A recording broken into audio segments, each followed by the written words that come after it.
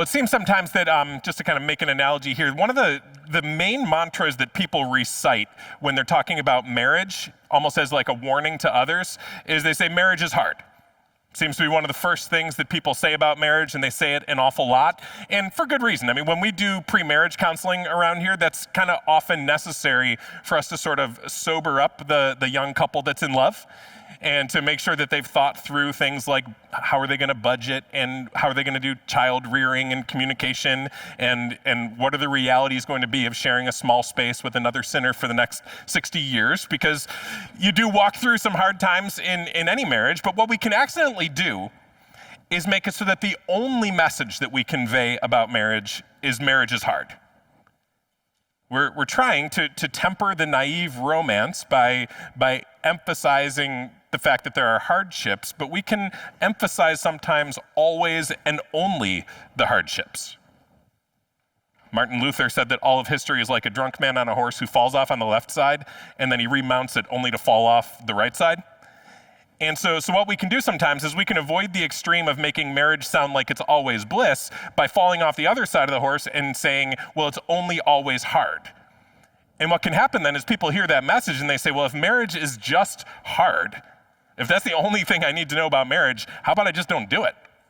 Like why do that?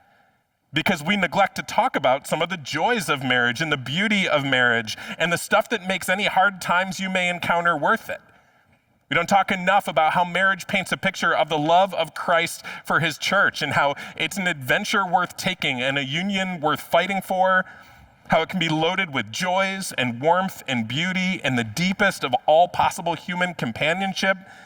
So take it seriously, but don't take it joylessly.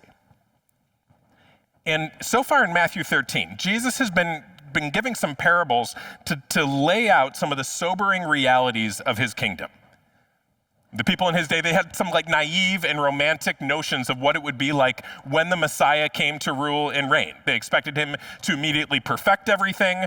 They expected his power to come all at once, for him to eliminate evil at the beginning of his reign. They expected everything to be big and dramatic. And so Jesus in these parables has been sharing the reality that some things about his kingdom will be hard and unexpected. And so he told the parable of the sower, which made clear that there will be people who hear the word, but it doesn't take root and they don't continue in the kingdom of God. He told the parable of the weeds that conveyed the reality that there are many false Christians that are planted by the enemy right alongside the true Christians, and that can make the whole Christian experience sometimes very difficult and can create enormous discouragement and distraction. He told the parable of the mustard seed, conveying the hard reality that the kingdom doesn't come fully in an instant, and that growth is often invisible and slow and steady, and it doesn't happen overnight, and for long periods of time, you don't even see it happening. So in this chapter, he's been sobering us up a little bit about the realities of the kingdom that he's going to be, that he's bringing in. And this is good for us because false expectations always lead to resentments. And many of the resentments that people have about Christ or about Christianity come from believing things that Jesus never taught would be characteristics of his reign. That we'd be always happy all the time, always joyful all the time, all of the temporal needs that we have would be met. We believe a lot of false things, and then when those don't come to fruition, we can get very resentful. And so Jesus sobers us up to the reality of what his reign will be like. But he's not unbalanced here. He doesn't leave us in this chapter saying, well, then why follow Jesus? He doesn't let us get too far down that road of thinking that following him is only hard and only discouraging before he tells us these two more parables in today's passage that will keep us from falling off the horse on the side of believing that following Jesus basically just only stinks all the time. So Matthew 13, verse 44 through 46, he says, the kingdom of heaven is like treasure hidden in a field, which a man found and covered up.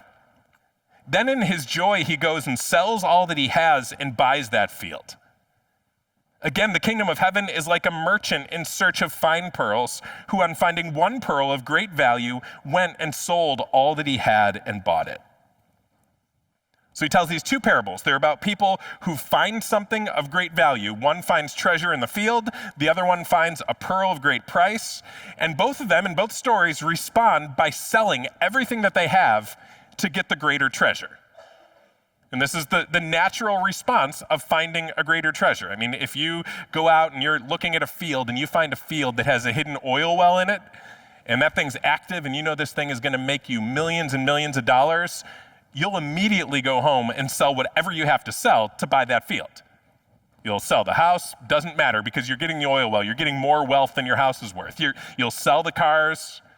You'd be looking at the dog going, I mean, we're not that attached. Like we could do this, whatever it takes. You'll get all of your pennies together, you'll scrape it all together, and you'll buy that field, but it won't feel like a sacrifice because you know that it's worth so much more than all that stuff that you got rid of to get that field. This whole thing is a great deal. And so in both of these stories, you have someone who finds a treasure of great value and they sell all that they have to buy it. And the one who finds that treasure hidden in a field, it says that he did so out of joy. And Jesus says, that's what my kingdom's like. On the one hand, there is the sobering reality that to follow Jesus, you do give up a lot. But you don't fall off the despair side of the horse, because the sacrifices that we make to follow Jesus, we make in joy. And only because we're attaining something of far more value. And now before we go any farther, when these guys are said to buy the treasure that they find, Jesus isn't saying that we have to pay something for the kingdom of God. He's not saying that we pay our way into heaven either through our works or through our money or whatever it is. You don't want to, when you read a parable, squeeze it so hard that you get meanings out of it that aren't really in there. Jesus actually has already said in Matthew chapter 5, verse 3, he said, "Blessed are the poor in spirit, for theirs is the kingdom of heaven." So the idea that you can somehow buy access to the kingdom just doesn't fit with the teaching of Jesus. In fact, you have to recognize that you can't buy access to get to the kingdom. You have to recognize you have nothing to barter with. You can't produce enough good works to allow you to make God allow you into his heaven. You can't be good enough. You can't pay enough money. There's nothing you can do to buy access. That's not what he's saying here. But he is saying that his kingdom, his rule and his reign, is of so much worth that even losing everything you have to get it is a win. You're getting something that is far more valuable than anything that you quote unquote sell to get it. And Paul says something similar. Philippians 3 verses 7 and 8, he says, "Whatever gain I had, I counted as loss for the sake of Christ. Indeed, I count everything as loss because of the surpassing worth of knowing Christ Jesus my Lord. For his sake, I have suffered the loss of all things and count them as rubbish in order that I may gain Christ." And Paul had suffered the loss of a lot of things to follow Jesus. He lost his good reputation among the religious elite. Paul had been educated beyond most of his peers, and now it's like he was throwing away his degrees because he was following Jesus and not teaching the things that his peers wanted him to teach. He gave up a life that would have been a life of relative ease and comfort to experience hardship and scorn for following Jesus. But he says that any of the good that he gave up to follow Jesus was worth it. In fact, those good things that he gave up to follow Jesus that used to be the apple of his eye, they used to be the most important things before, he says now they're like rubbish, literally excrement compared to Christ. They used to look like the most important things. All that he once called gain now is counted as loss compared to the surpassing worth of knowing Jesus. For Paul, the things of earth grew strangely dim in the light of Jesus' glory and grace.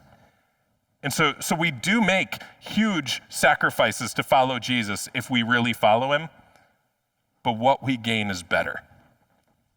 We definitely sacrifice a life of indulging all of our desires for sin, for sure, because you can't be your own Lord and follow Jesus. You don't get to call the shots if he's going to be your Lord and your King. But you also lose a lot of good things. You lose some time because being part of Jesus' kingdom requires active involvement. You lose some money because we're called to be generous with every resource God's given us. We're called to worship with our money. You lose some peace and quiet because you open your home more. You accept on yourself and on your family some of the real hardships of Christian life and the difficulties of community life in the church. If our greatest commandments are that we're supposed to love God with all of our heart, mind, soul, and strength and love our neighbors as ourselves, I mean, certainly love is something that we feel, but it's far more than what we feel. And so loving God with everything that we have requires a change of our lives. And loving our neighbors, loving one another as ourselves, that means that we're willingly signing up to carry part of their burden. Like a burden that should have been theirs, we're taking on ourselves to love them. So you do sacrifice to follow Jesus. You also can lose out in lots of different ways socially. If you're a teenager here, it's almost guaranteed that you will lose some friends because of your devotion to Jesus. If you're really faithful to him, really following him, even if you're not being weird about it, like if you're really following Christ, there are going to be people who think that that's bad, that's evil, who mock you for it. You do lose some friends for that. We'll all lose some social respectability, even for non-crazy commitments to Jesus. You do sacrifice, but you get something better, way better. Something that's so much better that it makes those sacrifices look small. It's like you're selling your stamp collection, but you're buying a Ferrari. And as you're flying down the road, of course within the speed limit, you're not going to be thinking, like, I wish I had my stamp collection. Like, you're not going to miss it because you've got something so much better. The kingdom of heaven is of much more value than anything else, and there is real joy in following him. In fact, the treasure that we have in Jesus makes any of the following Jesus' hard stuff true, but worth it. There is nothing greater than knowing Jesus. There's nothing better. And we have to believe this. We'll live the Christian life a very different way if we don't believe this. Sometimes we think that this is the story of the Christian life, that in the past I used to live for pleasure. But then I heard about Jesus and I decided to follow him, which means that now I've given up everything that would have given me joy, and now I'm following him, restraining my desire for joy and giving up my pursuit of anything that would make me happy. And we see God as the one who forbids happiness. But that's not the picture that Jesus gives us here. In fact, that might be part of the lie that Adam believed in the garden. Remember, God puts Adam and Eve in the garden. He tells them the whole place is yours. Be fruitful and multiply, fill the earth, cultivate all this. One no, don't eat from that one tree of the garden. Don't touch that. The day you eat from that tree, you're surely going to die. And then Satan comes up and tempts Eve and says, did God really say not to eat from that tree? You won't surely die. In fact, when you eat from that, you'll become like God. Your eyes will be opened. There's actually something really good about eating that tree. And if God's telling you not to eat from that tree, what kind of God must he be? He must be like a withholding God. A God who's not really good to you and doesn't have your best interests at heart. He must be a God who just loves to prohibit. Like the whole reason that God put Adam in the garden was to tempt him with the one tree that he couldn't have. Like that was the whole purpose. That God is a God who loves to not give you the thing that your heart really wants. He's a God who loves to say no. The whole reason that God puts us in a material world is so that we could be tempted by it, as opposed to enjoy it for his glory with a few prohibitions for our good. And it's a totally wrong view of God. It's the totally wrong view of God that's underneath all of our sin, and it's the wrong view of God that's underneath joyless religion. And if we believe that, if we believe that God wants to keep us from joy, then the whole Christian life will be a life of fighting hard to deny ourselves any joy, and we will never keep up with that. We'll abandon that eventually. I mean, it'd be the equivalent of a crash diet that we do for a while, but it doesn't last. And you've probably been there, and we'll go through the holidays, and then January 2nd we'll say, all right, I'm getting serious. I'm actually going to weigh in.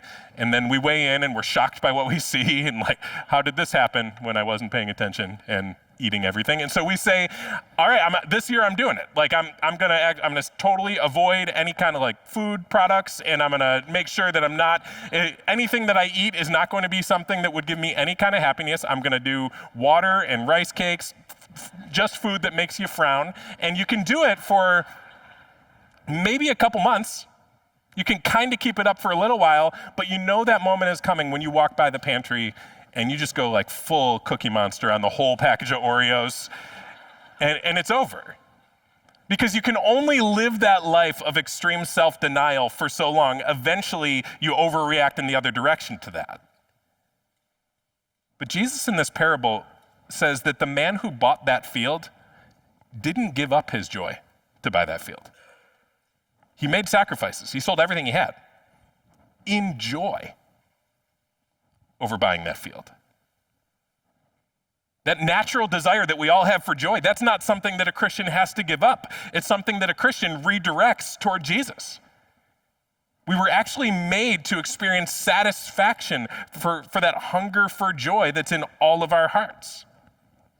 Part of what we were made to do is to experience the greatest of all possible joys in the presence of God for all eternity. This is the first question of the Westminster Shorter Catechism. It asks the question, what is the chief end of man? Or like, what is the purpose of a human being? What is our purpose? Why do we exist? And the answer that it gives is man's chief end is to glorify God and to enjoy him forever. We were made for joy in God. We're made to enjoy him forever. We're not called to give up our quest for joy and instead run after God. We're called to find our deepest possible joy in him. And again, we're not trying to fall off the horse on either side. To follow Jesus requires sacrifices, and the sacrifice of Jesus is right at the very heart of our faith. Jesus going to the cross and paying the price for sin, delivering us, giving us everlasting life if we put faith in him. That's what it's all about. That's the very center of our faith. And if we're going to worship a God like that, and we always become like the God that we worship, then that will make us a sacrificing people. We'll give up many things on the road to glory. But if we're going to follow him, we should follow him also in how he made that sacrifice. Hebrews 12, verse 1, it says, "Therefore, since we're surrounded by so great a cloud of witnesses, let us also lay aside every weight and sin which clings so closely, and let us run with endurance the race that is set before us." So certainly there's sacrifice there. We're giving up sin. We're giving up the things that are weighing us down. We're being disciplined and running this race toward Jesus. But verse 2, it says, looking to Jesus, the founder and perfecter of our faith, who for the joy that was set before him endured the cross, despising the shame, and is seated at the right hand of the throne of God. Jesus sacrificed for the joy that was set before him. And if we're following him, we make sacrifices, but they're not joyless. They're for the joy that's set before us. And when God calls us to himself, he's definitely calling us to give up the other gods that we served and the other main things we used to live for, but he's also at the same time calling us to our deepest possible joy. In fact, he won't withhold from us anything that will truly and eternally make us experience deep, joyful happiness right to the core of our being. He's just calling out the lie that anything out there can be that thing. C.S. Lewis said, God cannot give us a happiness and peace apart from himself because it's not there. There is no such thing. There's nothing out there that can satisfy our hearts. It's only him. It's the one that we were made for. We were made to glorify God and enjoy him forever. And if we try to put anything else in that place, it will not do it for us. And so the Bible again and again is not telling us, well, give up your quest to delight in anything. Again and again, it's telling us, delight yourself in the Lord. Psalm 37, verse 3, trust in the Lord and do good. Dwell in the land and befriend faithfulness. Delight yourself in the Lord, and he will give you the desires of your heart. So we're called to delight ourselves in the Lord and have the desires of our hearts changed and then granted to us. We're not called to forsake delight. But our normal problem is that we just don't always know what the desires of our heart really are. We know we desire something, but we always kind of misdirect it. But the desire underneath all of those other desires is a desire for Christ. And we all seek happiness in everything that we do. We're just trying to be happy. Blaise Pascal said, all men seek happiness. This is without exception. Whatever different means they employ, they all tend to this end. The cause of some in going to war and of others avoiding it. It's the same desire in both, attended with different views. The will never takes the least step but to this object. This is the motive of every action of everyone, even of those who hang themselves. We're all motivated by a quest for deep happiness, and we're all just running after it in different places, but we never seem to achieve it. Those things that we think will make us happy don't. Maybe you've been there. Like maybe you've achieved something that took you years to achieve. Like you're going to buy the house, you're going to get married, you're going to have the family, you're going to graduate from that school, you're going to start the career, you're going to get the promotion. That thing that you just kind of spend your life going after. And it's good to have goals and ambitions. Those are not bad ambitions in the right place. But we can very easily, when we're going after something, convince ourselves that when I finally get there, it'll be enough. That'll be enough security, that'll be enough peace, that'll be enough money, that'll be enough relationship. That's where I'll find my true happiness.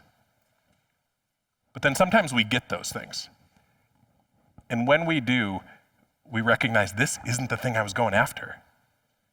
It's like we climb to the top of that mountain and we realize, oh, this was just like the first step and there's a whole other mountain range. It must be that next mountain where I'm going to find my happiness.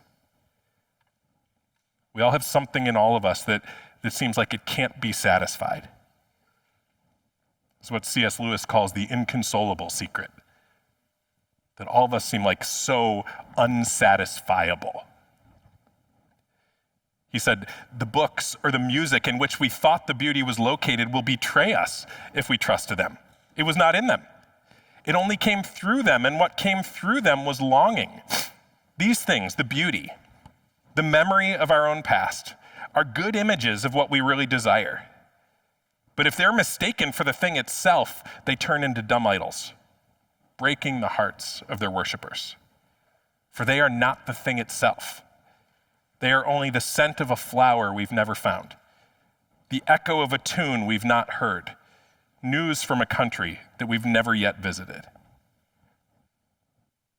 So ultimately, Jesus is everything that we're after. He's the one that we're longing for, and that's underneath all of our other longings. He is that far-off country that we've longed for, but we've never visited. He's like the perfect music that we've never heard. He's the perfect security that we think we're going to find in enough career success, but it never really feels like enough. He's the perfect relationship that we think that we'll find in the arms of a lover, but it never seems to satisfy. He's what our hearts are after, even if they don't know that. I mean, all of us in life, we want to be known and loved by someone, but we know that if we're known, they'll see our sins and our faults, and then they won't possibly be able to love us. So we kind of hide and keep some distance. And even if they express some love toward us, we're like, well, it's really not authentic because they don't really know me. If they really knew me, they certainly wouldn't love me in those ways. But Christ is the one our hearts are after. He knows us all the way to the bottom. He sees our sins and our faults and our flaws even better than we can. He went to the cross to pay for them, to clean our stains, to absorb our guilt. And he looks at us, and still he loves us. In Jesus, we're truly known and truly loved and accepted. He's the one our hearts are after. Nobody can love us like Jesus does. He's the safe counselor that we can confide in. He's the true friend who's always there for us. He's the sovereign Lord who has everything in his hands and everything in his control, so we don't have to keep trying to control everything. And he's far better than anything else we give up to follow him. And we will encounter, in the road to following him, we'll encounter real malevolence, real evil, because we're following Jesus. But what we get in return makes all the pain of following him worth it. In fact, it's a great deal. What we sacrifice to follow him is nothing compared to what we get in knowing Christ. And we'll never consistently grow and grow well as real, joy-filled Christians if we don't believe that. An illustration of this is in Greek mythology, Odysseus was a great sailor, but out on the ocean, the great enemy of Odysseus and his crew were the sirens. Sometimes they're depicted as like mermaids, sometimes like part woman, part bird, and they were off on the island of the sirens, and they would sail past their island, and everybody knew that if you heard the sirens singing, that it was so hypnotic and so tempting that guys would jump off the boat and swim over to that island just to be near those sirens, where they would then be eaten by them.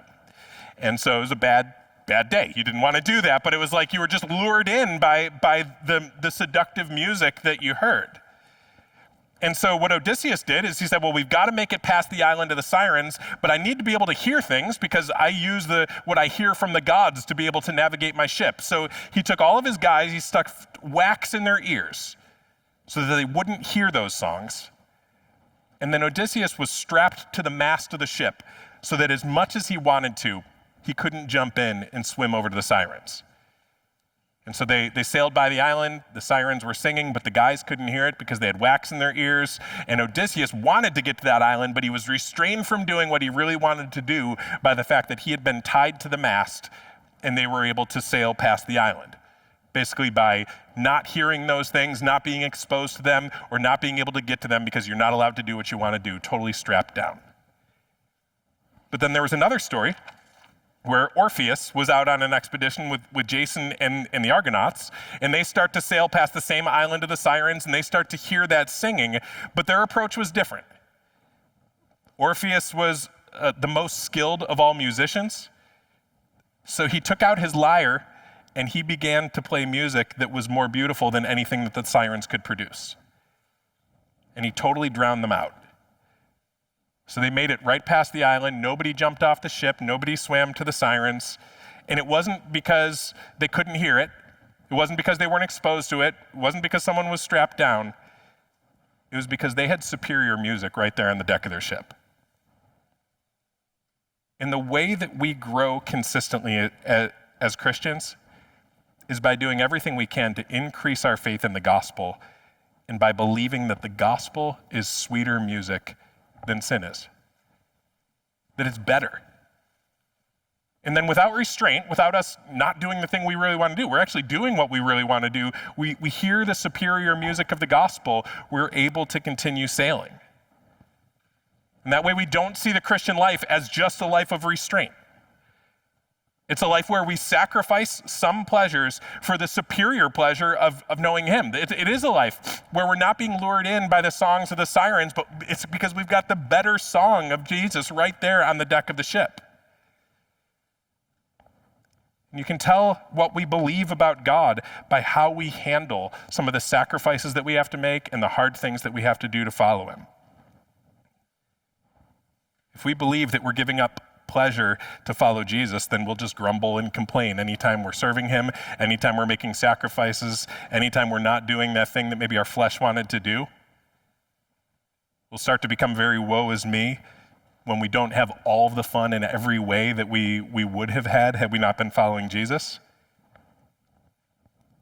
But if Jesus to us really is a superior joy, it eliminates the grumbling. It takes away that fear of missing out that sometimes comes from not living the life that we could have lived. It prompts a joyful extravagance and giving and generosity as we serve him, not the kind where we feel like we're really lacking and really making huge sacrifices and we're so sad now. We give up what we had to follow Jesus, but we do so in joy. Psalm 16:11 says, "You make known to me the path of life. In your presence there is fullness of joy. At your right hand are pleasures forevermore." So this isn't saying that God gives us things that give us pleasure. It's saying that he is our eternal pleasure. that he's the one, that what we have in him is always better than everything else. And you can kind of see this in the Christian view of heaven compared to, say, like the Muslim view of heaven, where the Muslim view of heaven is very much, it's a view where it's paradise. Everything's kind of perfected. It's sort of a paradise existence. You don't have any kind of sorrows or sins or pain or anything like that anymore. But there really isn't the presence of God in that view of heaven. It's just a paradise version of everything we have. But heaven for Christians is certainly that. It's a paradise world where everything is set right. But the very center of our heaven, Revelation 22, is the Lamb who comes to be the center of it. The big thing that's celebrated about being in heaven is that God has come to dwell with his people, and his people can dwell with him. It's all centered on him. So it's not like Jesus is the ladder that we climb up to get to this heaven existence without him. It's almost like that heaven existence facilitates our being with him unhindered forever, and that's what makes it amazing. Jesus is the center of our paradise. He is our joy. And a life lived for Christ is not a life of giving up the greatest pleasures. It's a life of giving up the small pleasures and getting something far greater. It's not just a life of selling all that we have, but it's selling all that we have and buying a field where there's something far more valuable than anything that we gave up, and it's him. In a few minutes, the Christians will take the Lord's Supper together. And this is a long tradition started by Jesus himself, where those who break bread and drink wine do so to show the Lord's death until he comes. We preach the gospel message that Jesus died for us and rose again, and that we have access to God because of the sacrifices that Jesus made. And when we take the Lord's Supper, we're supposed to do so with sobriety. We're supposed to reflect on ourselves.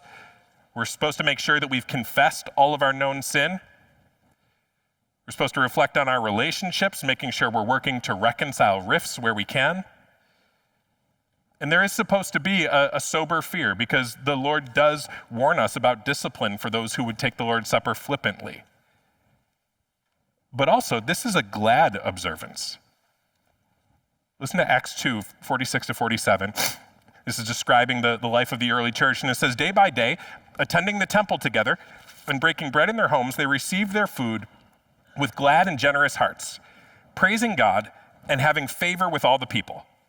And the Lord added to their number day by day those who were being saved. So they were breaking their bread, and they were doing all that with glad and generous hearts. Gladness is also supposed to be part of what we do here.